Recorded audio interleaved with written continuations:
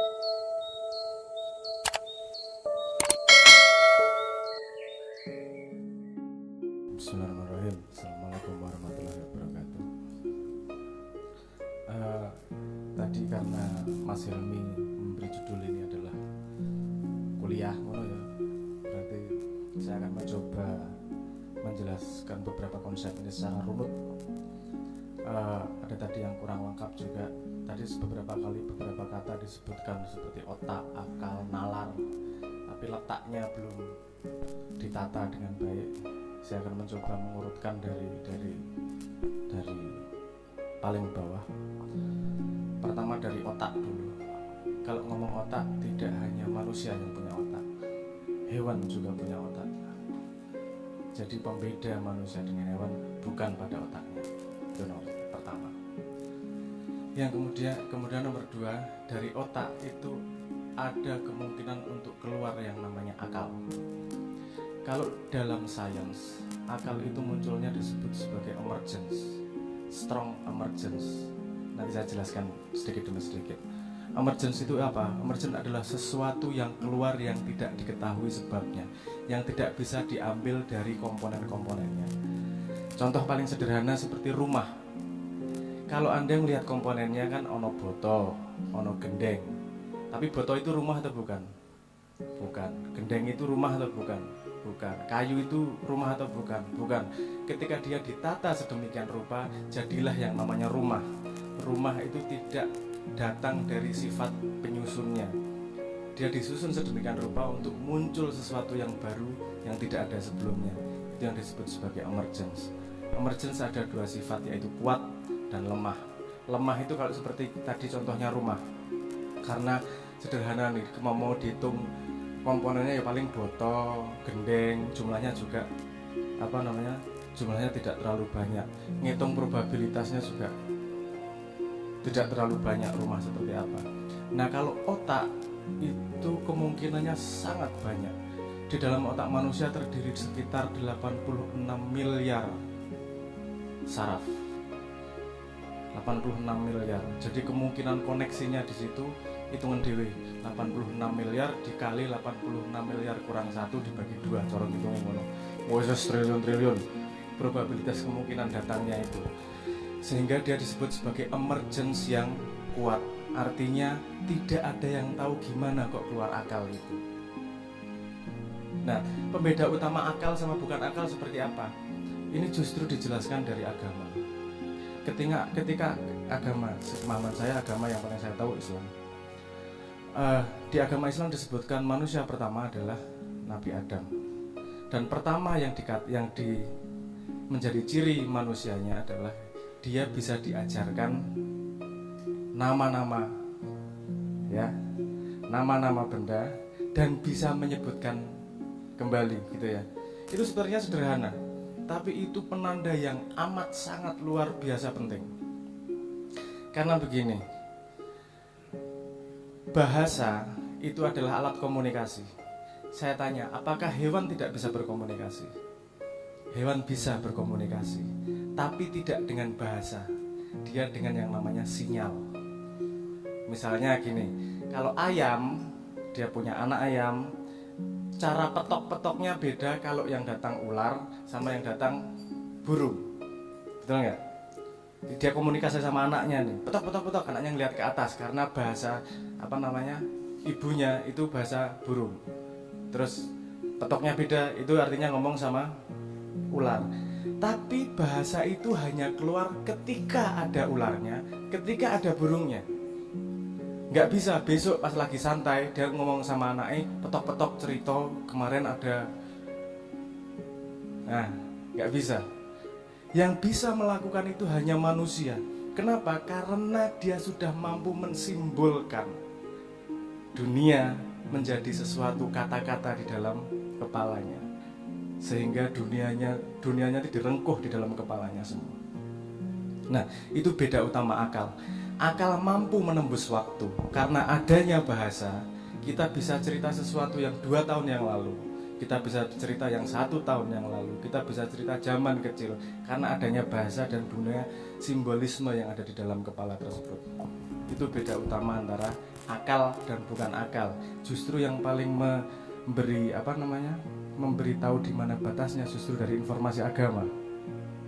Manusia itu bukan, kalau menurut informasi agama, manusia yang berakal itu bukan urusan tangannya loro, kaki loro, raine koyo munyuk di urusan itu. Tapi definisinya jelas, yang sudah bisa berbahasa, sudah bisa menyimpulkan dalam kepalanya. Karena simbol ini ngarangi ra karuan iki. Gelas. Bayangke huruf G E L A S hubungannya apa karo bentuk ngene iki? Karena hubungannya sama sekali. Tapi itu simbol yang kita sepakati untuk bisa membuat dunia sendiri sehingga kita bisa mendiskusikannya. Itu namanya akal. Ciri, tadi saya garis bawahi lagi, ciri akal adalah alat untuk bisa menembus waktu. Jadi kamu bisa ngomong masa lalu, kamu bisa memprediksi masa depan. Itu perbedaan akal sama yang bukan akal. Karena akal yang bukan akal tadi bahasanya cuma pakai sinyal, bisa dipakai saat itu. Sepemahaman saya, sinyal itu paling lama 15 menit paling lama. Itu ketika singa berkoordinasi untuk mau nyari kerbau bareng-bareng, itu mereka bersinyal satu sama lain. Tapi setelah dapat kerbonya gitu ya nggak cerita sambil makan, angel ya. Susah ya mau orang nguyak ya soalnya nyokot murah kenceng, enggak gitu juga. Menungso sing ngono kuwi. Karena dia punya bahasa. Dia bisa menghidupkan pengalaman kejadian kembali dengan bahasanya. Itu akal. Sifat akal adalah mampu menembus waktu. Oke. Kita sudah tahu otak itu hardware-nya, akal adalah emergence-nya. Ini belum nalar ini, karena akal masih mesin yang belum diisi apa-apa. Terus kemudian nalar. Di antara ini yang saya tadi ngomong ini belum disinggung sama sekali, karena antara akal sama nalar masih ada sesuatu di tengahnya. Bayangkan begini, kita bayi, kita tidak punya apa-apa dalam kepala. Jadi kita perlu, karena kita punya memori, kita bisa melihat di luar sesuatu yang di luar, kita perlu membangun dunia yang masuk akal, dalam tanda petik. Cara bangun dunia masuk akal gimana? Itu membangun penalaran. Jadi kamu dengar dari orang tua, kamu dengar dari guru, bermain sama teman, kamu menyambungkan sebab akibat sehingga terbangun nalar di situ. Saya membayangkan seperti gini. Anak yang baru lahir itu seperti orang yang duduk di pinggir sungai dan dia membangun rumah dari semua kayu yang lewat sungai.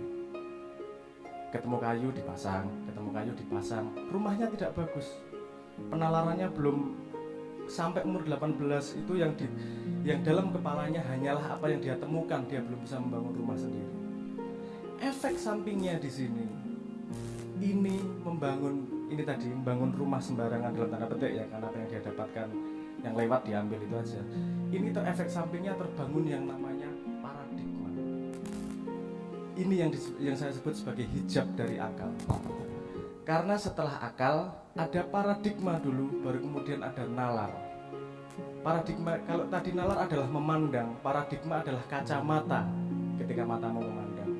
Kalau kacamatanya hijau, dunianya kelihatan lebih hijau, betul nggak? Kalau kacamatanya merah, dunianya kelihatan lebih merah. Ini paradigma, ini hijab dari akal. Tidak semua akal itu bisa melihat sesuatu jernih apa adanya, karena dia masih tertutupi hijab. Kalau mau melihat paling sederhana, hijab yang terjadi hampir pada sebuah manusia mungkin ada dibagi dua aja sederhananya. Paradigma agen dan paradigma korban. Ada orang yang karena kacamatanya korban, melihat apa-apa dia merasa menjadi korban. Aku korban ini kan, aku main korban ini, delok iki korban delok aku. Jadi dia membangun dunianya, dunia di dalam kepalanya di mana dirinya adalah korban. Ada paradigma lain yang disebut sebagai agen. Dia melihat dunia sebagai kesempatan. Nah, kalau melihat sesuatu, aku iso ngopo ki, bukan melihat dirinya sebagai korban. Paham maksud saya? Jadi dua paradigma itu akan sangat berbeda membangun penalaran manusia terhadap apa yang dia lihat. Jadi yang dicari manusia, karena manusia sudah diberi akal, sudah tanpa sengaja membangun nalar, tanpa sengaja membangun paradigma. Paradigma ini adalah rumah yang sembarangan ini tadi. Jadi sepanjang hidupnya karena pengetahuannya tambah banyak, rumahnya ini harusnya dibongkar. Jadi lebih baik lagi, jadi lebih Kalau kemarin belum ketemu kayu yang bagus, dia cari yang bagus untuk membangun rumahnya agar lebih baik. Jadi terus berkembang. Kemampuan yang paling susah dari manusia adalah melepaskan kacamatanya. Jadi melihat dunia apa adanya, bukan dia sebagai korban ataupun bukan dia sebagai agen, tapi melihat dia sebagai pengamat dunia dulu. Kalau sudah diamati, baru kemudian tahu, bisa membaca sebab akibat. Oh, gini sebab akibatnya. Setelah itu gunanya buat apa membaca sebab akibat? Nih, tadi sifat akal adalah mampu menembus waktu. Ketika dia melihat sebab akibat, kemudian dia menggunakan akalnya untuk menata itu sedemikian rupa agar terjadi di masa depan seperti yang dia inginkan. Paham maksud saya enggak? Misalnya gini, sekolah ki enak ora? Kalau Anda tanyain dari anak SD sampai SMA, saya yakin nggak ada 10%, nggak ada 10% yang ngomong sekolah enak itu. Mesti kalau ada pilihan milih nggak sekolah. Tetapi kenapa kemudian orang masih mau kuliah dan mau belajar?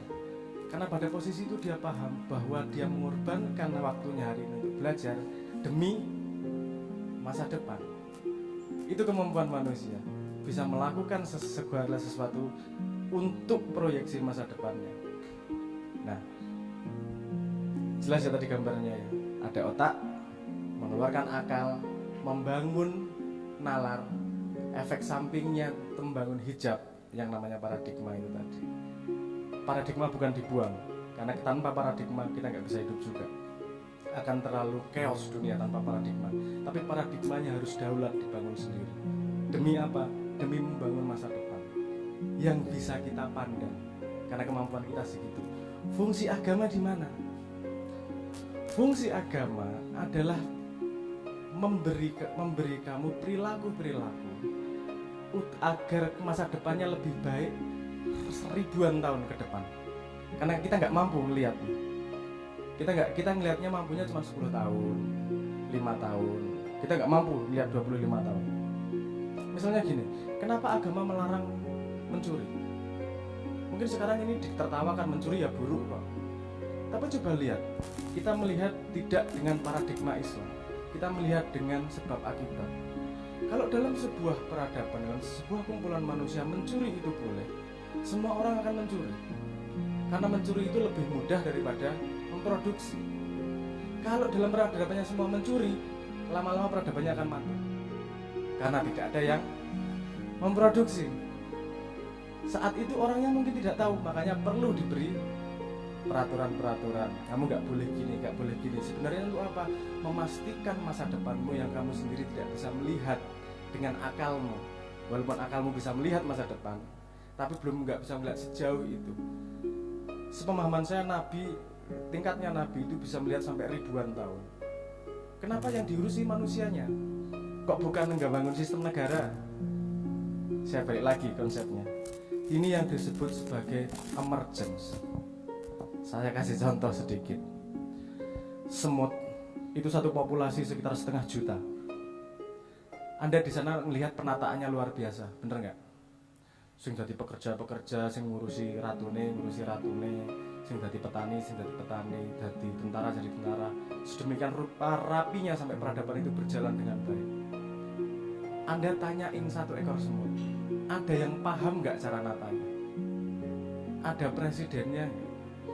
Ada perdana menterinya nggak?